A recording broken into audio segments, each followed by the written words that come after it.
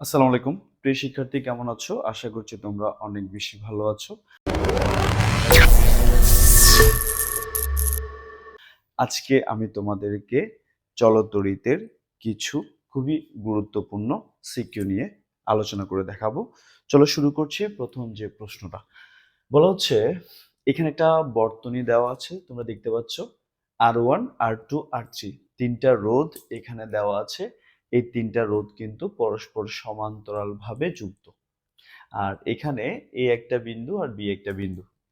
এই যে এখানে আই পরিমাণ তড়িৎ প্রবাহিত হচ্ছে, যেখানে যে তড়িৎ চালক শক্তির উৎস আছে সেখানে তড়িৎ চালক শক্তির মান হচ্ছে 12 ভোল্ট। এখন আমার প্রশ্ন হচ্ছে বর্তনীর তুল্য রোধ বের করো। সেটা খুবই সিম্পল একটা ব্যাপার। তুমি দেখো R1 R2 R3 এই তিনটা কিন্তু পরস্পর সমান্তরালে আছে, অর্থাৎ তিনটা রোধের একটা একটা প্রান্ত একটা নির্দিষ্ট বিন্দুতে, অপর প্রান্তগুলো অন্য একটা নির্দিষ্ট বিন্দুতে যুক্ত আছে। সো এরা পরস্পর সমান্তরাল আছে। এক্ষেত্রে তুল্যরোধ হবে সমান্তরালের ক্ষেত্রে আমরা যেটা জানি 1/RP সমান হচ্ছে 1/R1 প্লাস হচ্ছে 1/R2 প্লাস হচ্ছে 1/R3।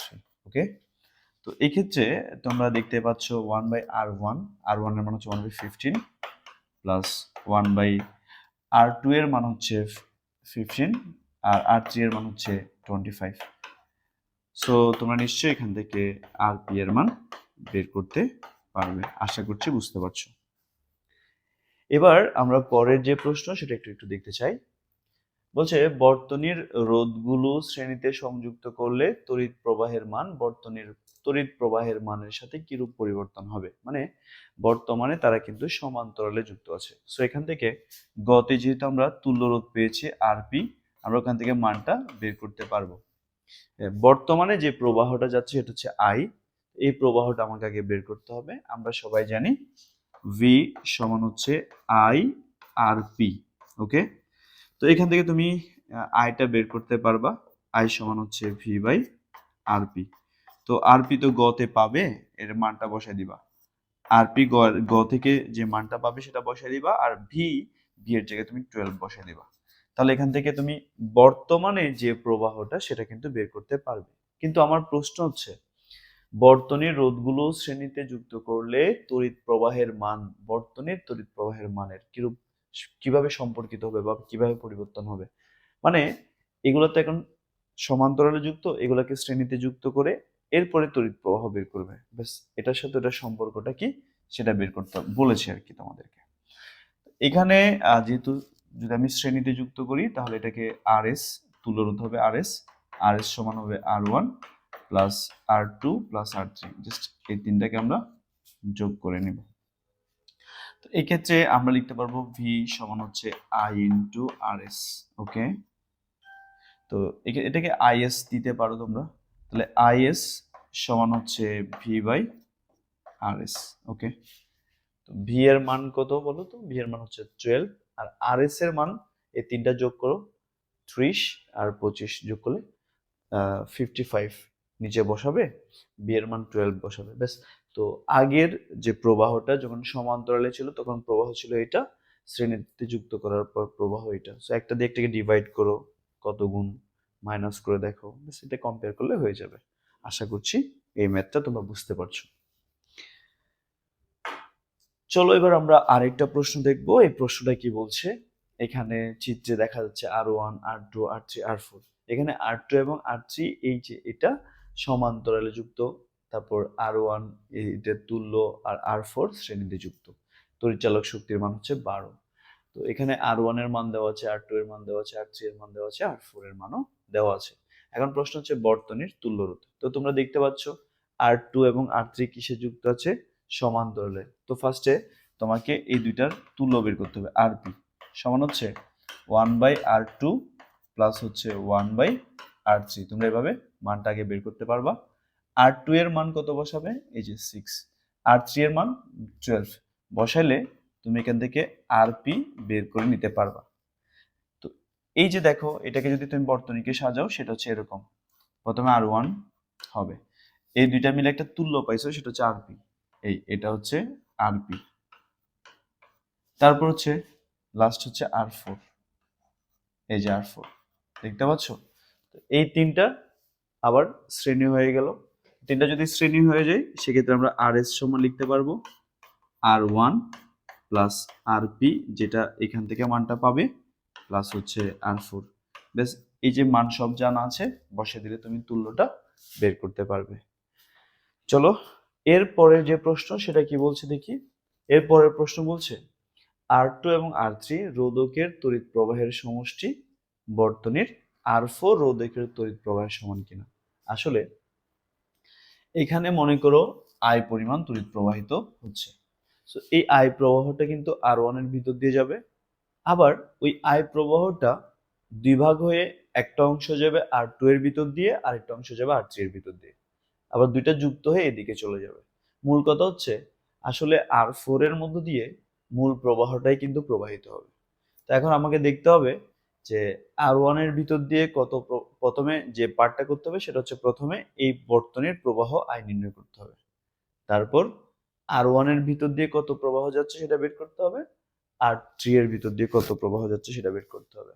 তারপর এই দুইটা যোগ করে দেখবা এই R4 এর মধ্য দিয়ে যে প্রবাহ যাচ্ছে তার সমান কিনা। ওকে, তো এখন কাজ হচ্ছে তোমার প্রথমে এইগুলার তুল্য রোধ বের করা, যেটা আগে থেকে পেয়েছো। এরপর এখানে বর্তনীর মূল প্রবাহটা বের করা। তো দেখো তুল্য রোধ যেহেতু আগে থেকে পেয়েছো, এই যে গতে তোমরা দেখো, গতে তুমি এখান থেকে তুল্য রোধ RS পাবে। আমি কিন্তু ম্যাথটা সলভ করছি না, তোমাদেরকে মানে জাস্ট ক্যালকুলেশন করব না, জিনিসটা দেখাবো কি হচ্ছে। এখানে বর্তনীর টোটাল তুল্য রোধ তুমি গ থেকে পেয়ে যাবা, সেটা হচ্ছে RS, এটা তুমি কিন্তু পেয়ে যাবা। আর এখানে ভি দেওয়া আছে 12। তাহলে আমরা জানি মূল প্রবাহ ভি সমান হচ্ছে I ইন্টু মূল প্রবাহ আর মানে RS। সো এখান থেকে তুমি এই আইটা বের করতে পারবা, ভি বাই RS। ওকে, ব্যাস তুমি খুব ইজিলি এই পার্টটা বের করতে পারলা। এটা হচ্ছে I, মূল প্রবাহটা। ঠিক আছে, তো এখন তুমি ভালো করে যদি দেখো এই প্রবাহটা এদিকে এসে দুইটা অংশে ভাগ হবে, একটা হচ্ছে এদিকে যাবে আর একটা অংশ হচ্ছে এদিকে যাবে, একটা উপরের দিয়ে যাবে একটা নিচের দিয়ে যাবে। তো আসো আমি মনে করছি R2 এর ভিতর দিয়ে যে প্রবাহটা যাচ্ছে সেটা হচ্ছে I2, মানে এটার ভিতর দিয়ে যে প্রবাহটা যাবে সেটা হচ্ছে I2, নিচে যে প্রবাহটা যাবে সেটা হচ্ছে I3। মানে I2 এবং I3 তোমাকে বের করা লাগবে, বের করতে হবে। আসো I2 আর I3 কেমনে বের করবা সেটা বের করার অনেকগুলো ওয়ে আছে, অনেকগুলো উপায়ে তুমি বের করতে পারো।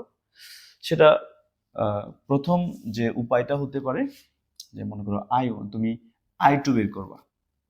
খুব ভালো করে খেয়াল করো, আমি অন্য একটা পদ্ধতি তোমাদেরকে দেখাচ্ছি যে এখানে যে প্রবাহটা আসবে সেটা উপর দিয়ে যাবে। তো উপর দিয়ে যে প্রবাহটা যাবে সেটা হচ্ছে I2। এই যে I2 হবে, I2 সমান তুমি জাস্ট এটা লিখবা, I2 লিখছো তো, জাস্ট এটার অপোজিটে কোন রোধ আছে R3, বেশ উপরে লিখবা। তারপর নিচে এই দুইটা যোগ করে দিবা, এই R2 প্লাস R3 এই যোগ করলা। ঠিক আছে, সাথে মূল প্রবাহটা গুণ করলা। বেশ, তুমি মূল প্রবাহ এখান থেকে পেয়ে যাবা, এখানে বসাবা। যেহেতু তুমি I2 বের করতেছো, ওই যে অল্টারনেট যে রোধটা আছে সেটা উপরে বসাবা, নিচে দুইটা যোগফল বসাবা। তাহলে তুমি ওই R2 এর ভিতর দিয়ে যে প্রবাহটা যাচ্ছে এটা বের করে ফেলতে পারবে ইজিলি। I মানে গ থেকে পেয়ে যাচ্ছ। এবার আসো ঠিক একইভাবে তুমি বের করতে পারো I3। যদি I3 বের করো তাহলে উপরে কোনটা হবে, যেহেতু I3 বের করছো উপরে হবে R2, এই যে R2 বসাবা, নিচে এই দুইটা রোধের যোগফল বসাবা R2 প্লাস R3। এরপরে তুমি মূল প্রবাহটা বসাই দিবা। তো তুমি এখান থেকে I2 ও পাইছো, I3 ও পাইছো। বেশ, এবার তুমি এটাকে যোগ করে দাও। মনে করো সেটা হচ্ছে যেহেতু আইটা ভেঙে দুটো অংশ হচ্ছে, সো I সমান এখানে অবশ্যই I2 প্লাস I3 হবে। দেখো তুমি I2 প্লাস I3 করলে I পেয়ে যাচ্ছ। তো এই যে R4 এর ভিতর দিয়ে কিন্তু মূল প্রবাহটাই যাবে। সো দেখো এই I2 প্লাস I3 মূল প্রবাহের সমান কিনা। যদি সমান হয় তো এটার ভিতর দিয়ে যে প্রবাহ যাবে, এটার ভিতর দিয়ে যে প্রবাহ যাবে, তাদের যোগফল হবে R4 এর মধ্য দিয়ে যে প্রবাহ যাবে তার সমান। এটাই আমাদের প্রশ্ন। তবে তোমাদের এটা খুব, তোমাদের কাছে এটা নতুন মনে হতে পারে, তুমি এটাও করতে পারো, অথবা চাইলে অন্যভাবে করা যায়, সেটা হচ্ছে এই দুইটার মধ্যে বিভব পার্থক্য বের করে করতে পারো। আমি তোমাদেরকে অল্টারনেট ওয়েটা দেখাচ্ছি। বিভব পার্থক্য বের করে, এই যে এটা আর এটার মধ্যে বিভব পার্থক্য বের করবা, সেক্ষেত্রে আগে তোমাকে তুল্য রোধ বের করতে হবে। দেখো 1/Rp সমান হচ্ছে 1/R2 প্লাস হচ্ছে 1/R3। তোমরা ফার্স্টে এখান থেকে আরপিটা বের করবে। এই যে আরপিটা আসলে এটার তুল্য রোধ, ঠিক আছে, এটা বের করবা। তো আসলে এটার ভিতর দিয়ে মূল প্রবাহটা যাচ্ছে, এখানে মূল প্রবাহটা এসে দুইটা অংশে ভাগ হচ্ছে। সো এই দুই বিন্দুর ক্ষেত্রে আমি বিভব পার্থক্য যদি বের করি, বি সমান তুমি মূল প্রবাহ ইন্টু আরপি লিখতে পারবা। তার মানে তুমি এখান থেকে এই দুইটা বিন্দুর মানে R2 এবং R3 রোধগুলা যেখানে যুক্ত তাদের বিভব পার্থক্য বের করলা। তো বিভব পার্থক্য যদি বের করতে পারো তাহলে তুমি এখান থেকে কি বের করতে পারবা, যে I2টা বের করতে পারবা। I2 কিভাবে? আসলে R2 রোধের বিভব পার্থক্য R3 রোধের বিভব পার্থক্য সমান, সো এটা তো বি একই থাকবে, I মানে হচ্ছে I2 আর রোধ মানে হচ্ছে R2। সো তুমি এখান থেকে I2 বের করতে পারবা, কারণ হচ্ছে তোমার বি আগে থেকে জানা থাকবে, R2 তো জানা আছে, R2 এর মান এখানে কত দেওয়া আছে 6, ব্যাস I2 বের করতে পারবা। একইভাবে তুমি I3 বের করতে পারবা, কারণ R3 যে দুইটা বিন্দুতে যুক্ত তাদের বিভব পার্থক্য এখান থেকে বের হচ্ছে। ওকে, তো সেক্ষেত্রে এটার প্রবাহ কি হবে, V সমান হচ্ছে I3 R3। ওকে, সেখান থেকে তুমি I3ও বের করে নিতে পারবা। ব্যাস দুইটা যোগ করে দেখো মূল প্রবাহের সমান হচ্ছে কিনা। এভাবে তুমি ম্যাথটা করতে পারো, এটা অল্টারনেট এভাবে করতে পারো, এভাবেও তোমরা করতে পারো।